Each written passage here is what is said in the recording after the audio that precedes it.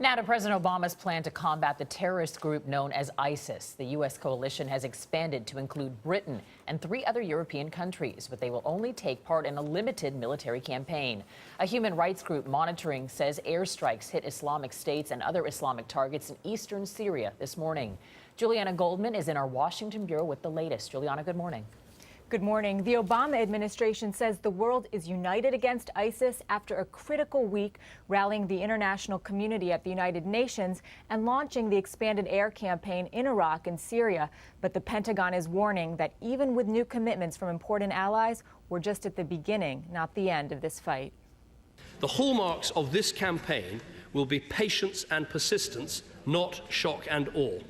After pleas from Prime Minister David Cameron and 6 hours of debate, Britain's lawmakers voted overwhelmingly to take part in the U.S.-led coalition against ISIS. The ayes to the right, 524. The noes to the left, 43.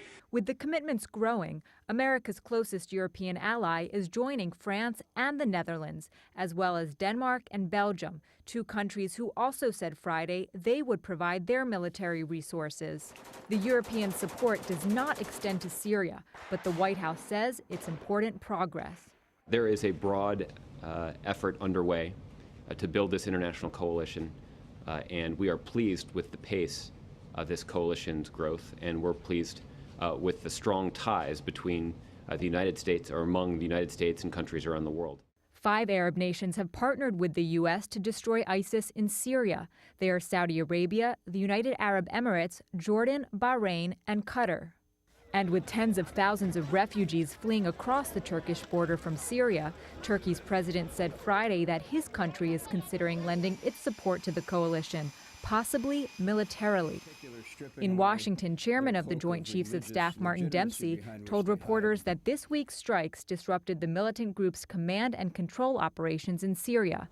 And he's sticking to his statement from earlier this month that he may eventually recommend the president send ground troops to defeat ISIS, also known as ISIL. But that force wouldn't have to be Americans. The president gave me a mission, destroy ISIL. And I will recommend to him what it takes to destroy ISIL. Dempsey said it's too soon to tell if any ISIS or Khorasan group leaders have been killed in the airstrikes so far. He also said the new campaign is going to mean budget problems for the Pentagon. Anthony? Julianna Goldman in Washington. Thanks, Julianna.